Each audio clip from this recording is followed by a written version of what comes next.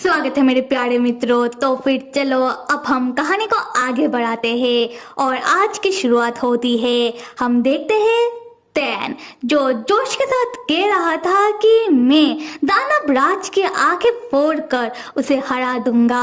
तब तैन के पीछे खड़ा हुआ वेन जो तैन के बातों से डरता हुआ कहता है कि हाँ हाँ तुम जाओ और जब वो दानव राज तुम्हें खा जाएगा तब तुम्हें अकल आएगा। तब हम देखते हैं कि तैन के पास उड़ता हुआ आता है लियू जो अपनी असली फॉर्म में था, मतलब भाले के शेप में। तैन तब लियू को अपने हाथों में पकड़ लेता है। लियू तब तैन से कहता है कि मुझे मेरे मास्टर मुंह ने कहा कि आकर तुम लोगों का मदद करूं। तैन कहता है कि हाँ अच्छा ही किया, अब तुम्हें भी मौका मिल गया कि तुम अपने मास्टर मुंह को साबित करो कि तुम कितने काम के हो। लियू तब गुस्से में पूछता है कि तैन तुम्हारे कहने का क्या मतलब है, क्या मैं काम का नहीं हूँ? तैन कहता है कि लियू मेरे साथ बहस करना छोड़ो और अब तुम अपना जलवा दिखाओ।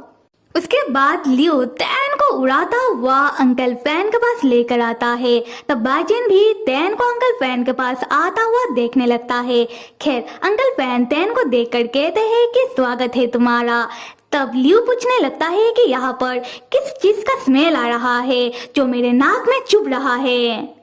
खैर अंकल फैन तब दानव राज के हाथों को काटते हुए दानव राज की ओर बढ़ने की कोशिश किए जा रहे थे, पर जैसा कि हमें पता है कि वो ऐसा कर नहीं पा रहे थे क्योंकि दानव राज के बाकी डरावनी हाथे अंकल फैन को रोके जा रहे थे। खैर अब हम आते हैं वेन की ओर। वेन अपनी जड़ों से बाकी बचे कुचे कुछ जंगली बिस्ट को बांध देता है। तब जंगली बिस्ट वेन के जड़ों में बाइट करने लगता है। ये देखकर वेन कहता है कि तुम गधो, तुम्हें क्या लगता है कि मेरे जड़ों में बाइट करके मेरे जड़ को काटना क्या इतना आसान है? तैन तब अंकल फैन से धीमे से पूछता है कि अंकल फैन इस दानव राज का कमजोरी उसका आंखें है ना? अंकल फैन कहते हैं कि तैन तुम बहुत समझदार हो। तब हम दूर खड़ा हुआ दानव राज को देखते हैं जो अपनी सारी एनर्जी अंकल फैन को ही रोकने में लगा रहा था। दानव राज तब कहने लगता है कि लो अब एक और कमजोर राक्षस आ गया। तुम लोगों को क्या लगता है कि तुम लोग मुझे हरा पाओगे? दूसरी तरफ हम बाजिन और स्नो चीते को देखते हैं जो बाकी कुछ जंगली बिस्ट को ठिकाने लगा रहे थे। खैर तब बाजिन तैन की बातों को सुन लेता है और मन में सोचता है कि क्या इसका मतलब इस दानव राज का कमजोरी उसकी आंखें है। उसके बाद बाजिन स्नो चीते को बुलाता है कि स्नो चीता ये खेलने का वक्त नहीं है, आओ इधर। स्नो चीता तब बाजिन के पास आता है और बाजिन स्नो चीते के ऊपर बैठ कर छुपते छुपाते हुए ठीक दानव राज के पीछे आकर खड़ा होता है। तब जैसे ही दानव राज को समझ आता है कि कोई उसके पीछे है और दानव राज जैसे ही अपने पीछे मुड़ता है, बाजिन तब अपना तलवार दानव राज की एक आंखों के अंदर डाल देता है जिससे दानव राज जोर जोर से चिल्लाने लगता है। तब तैन बाजिन को बताता है कि बाजिन सावधानी से, क्योंकि दानव राज का एक आंख अभी भी ठीक है। फिर तैन लियू से कहता है कि अब तुम तैयार हो जाओ और ठीक जाकर अपने निशाने में लगना। लियू कहता है कि फिक्र मत करो, तुम बस देखते जाओ। उसके बाद तैन भाले को दानव राज के दूसरे आंखों के ओर फेंकता है और भाला जाकर ठीक दानव राज के दूसरे आंखों में लगता है और यहाँ दानव राज जोर जोर से चिल्लाने लगता है कि उसे कुछ दिखाई नहीं दे रहा। और यहाँ हम देखते हैं कि जैसे ही दानव राज की दोनों आंखें खराब होती है, दानव राज धीरे धीरे करके कमजोर पड़ने लगता है। तब हम देखते हैं कि अंकल फैन अपने पास से एक बोतल निकालकर उसका ढक्कन खोलते हैं। तब दानव राज जैसे ही कमजोर होता है, उसके पास से किसी का आत्मा निकलकर उस बोतल के अंदर समाने लगता है। तब तैन पूछता है कि अब ये आत्मा किसका है और यहाँ वेन अपना दिमाग लगाता है और तैन को बताने लगता है जैसा कि वेन हमेशा ही करता है, क्योंकि हम देखते आ रहे हैं कि वेन हमेशा ही अपना दिमाग लगाकर सिचुएशन के हिसाब से तैन को बताता रहता है कि ये हो सकता है या फिर वो हो सकता है, और जब होने को आता है तब कुछ हद तक सही होता है और बाकी कुछ और ही होता है। खैर वेन यहाँ भी सिचुएशन को देखकर तैन को बताता है कि ये जो आत्मा है इसके अंदर बिल्कुल जान नहीं है, पर इसके अंदर बहुत सारी शक्तियां है और जो दानवराज की आंखें है ये पर्पल कलर की है।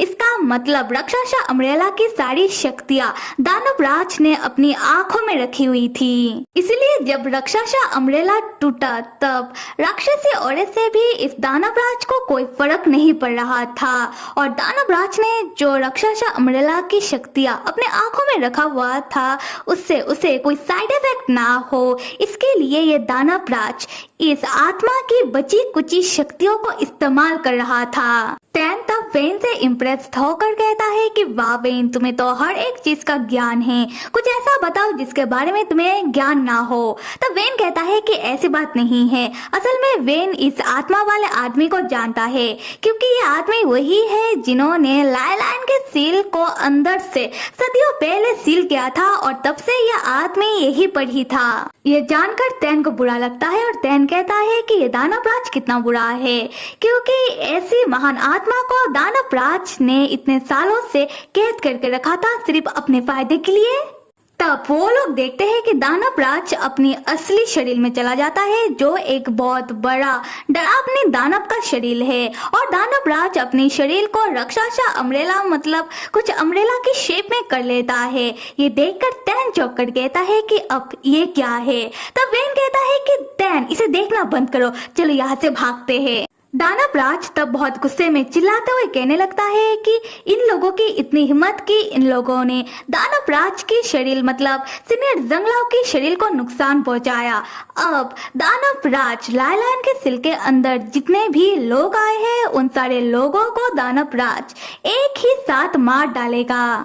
तैन जंगलाव का नाम सुनकर चौंक जाता है और अंकल फैन से पूछता है कि अंकल फैन, ये जो आत्मा था जिसको इस दानवराज ने इतने सालों से कैद करके रखा था, क्या ये आत्मा मेरे अंकल जंगलाव का है? अंकल फैन तैन को समझाते हैं कि जंगलाव सदियों पहले ही चल बसे, पर इस दानवराज ने जंगलाव की शरीर में सिर्फ कब्जा ही नहीं किया, साथ में जंगलाव की आत्मा को भी कैद कर लिया था।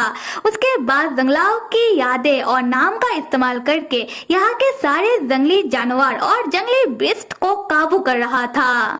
फिर अंकल फैन सोचने लगते हैं कि उस दिन अपनी पूरी जी जान लगाकर जंगलाव ने अपनी शक्तियों से अपनी डायरी लायलान के सिल के उस पार से अंकल फैन को भेजी, पर अब अंकल फैन को समझ आ रहा है कि जंगलाव की डायरी जंगलाव ने नहीं बल्कि इस दानवराज ने अंकल फैन को भेजी थी। अंकल फैन तब याद करने लगते हैं कि उन्होंने जंगलाव के डायरी में क्या पढ़ा था।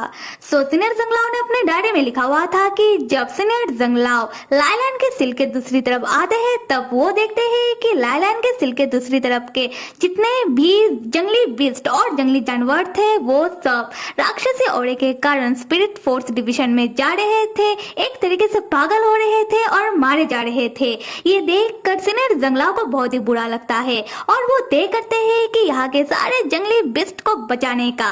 उसके बाद सीनियर जंगलाव ब्लैक माउंटेन वैली में राक्षसा अम्ब्रेला बना देते हैं और सारे जंगली बिस्ट और जंगली जानवरों को ब्लैक माउंटेन वैली में ले आकर खुद भी राक्षसा अम्ब्रेला के नीचे रहने लगते हैं। तब सीनियर जंगलाव की डायरी मिलने के बाद अंकल फैन को लगता है कि लायलान के सिल के उस पार्ट से सीनियर जंगलाव ने अपनी डायरी उन्हें भेजी, इसका मतलब लायलान के सिल के उस पार्ट सीनियर जंगलाव अभी भी जिंदा है। तब अंकल फैन तय करते हैं कि लायलान के सिल को तोड़कर सीनियर जंगलाव को बचाने का। उसके बाद कहानी में क्या होता है ये तो हमें पता ही है। अब हम प्रेजेंट में आते हैं। तैन तब देखता है कि दानवराज अपने शरीर को विस्फोटक बनाकर धमाके की तैयारी करने लगता है। ये देखकर तैन कहता है कि अरे नहीं। वेन कहता है कि हे भगवान, ये दानवराज तो अपने ही शरीर को बॉम्ब बनाकर लायलान के सिल के अंदर के एरिया को तबाह करना चाहता है। ऐसे तो ये खुद भी मरेगा, साथ में हम भी नहीं बच पाएंगे। तैन तब दौड़कर जाकर बाजिन का हाथ पकड़ लेता है और कहता है कि चलो भागते हैं यहाँ से और तुम कुछ भी खतरनाक करने के बारे में मत सोचना, हम सब यहाँ से एक साथ बाहर निकलेंगे। बाजिन मान जाता है। उसके बाद तैन और बाजिन जाकर स्नो चीते के ऊपर बैठते हैं और वेन लियू को अपने साथ ले लेता है जो भाले के शेप में है। फिर तैन और बाजिन अंकल फैन को बुलाने लगते हैं कि अंकल फैन, दानव राज के नजदीक मत जाइए, वह खतरा है, अब हमारे साथ चलिए। अंकल फैन तब तैन को सीनियर जंगलाव की आत्मा वाली बोतल पकड़ाते हुए कहते हैं कि ये जाकर तुम अपने मास्टर होंग को दे देना। उसके बाद अंकल फैन उन दोनों के साथ वापस जाने में मना कर देते हैं और तैन से कहते हैं कि तैन, तुम अपने मास्टर होंग को जरूर बताना कि अगर मेरा फिर से जन्म होता है तभी मैं तुम्हारे मास्टर होंग का पीछा नहीं छोड़ूंगा। ये सुनकर तैन चौंक जाता है और बाजिन तैन को समझाने लगता है कि तैन, अब हम कुछ नहीं कर सकते, तुम समझो मेरे अंकल फैन ने तय कर लिया है।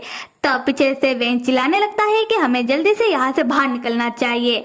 तैन तब मनी मन सोचता है, मैं सच में चाहता था कि मेरे मास्टर उसके साथ रहे जो उन्हें सबसे ज्यादा प्यार करता हो, पर मैं क्या कर सकता हूँ, अंकल फैन ने मरने का तय कर ही लिया है। तो अंकल फैन तब दानव राज को ब्लैक माउंटेन वैली के अंदर रोक कर रखते हैं और बाकी सब स्नो चीते के साथ उड़ते हुए ब्लैक माउंटेन वैली से बाहर निकल जाते हैं। और जैसे ही वो लोग ब्लैक माउंटेन वैली से बाहर निकलते हैं तब uncle fan black mountain valley के चारों ओर एक बैरियर बना देते हैं और उस दानव राज को अपने साथ बैरियर के अंदर फंसा लेते हैं। तब बाकी सब देखते हैं कि बैरियर के अंदर एक बहुत बड़ा धमाका होता है जिससे दानव राज के साथ अंकल फैन भी चल बसते हैं। ये देखकर सबको बहुत ही दुख होता है, खास करके बाजिन को। बाजिन कहने लगता है कि लग रहा है मेरे अंकल फैन ने पहले से ही सब कुछ तय करके रखा था। ये कहने के बाद बाजिन बेहोश हो जाता है। तैन बाजिन को संभालता है। तो फिर अब अंकल फैन उन लोगों के बीच नहीं रहे। अंकल फैन ने दानव राज को खत्म करने के लिए अपनी जान की कुर्बानी दे दी है। अब कहानी में आगे क्या होता है देखने के लिए till then stay with me and see you.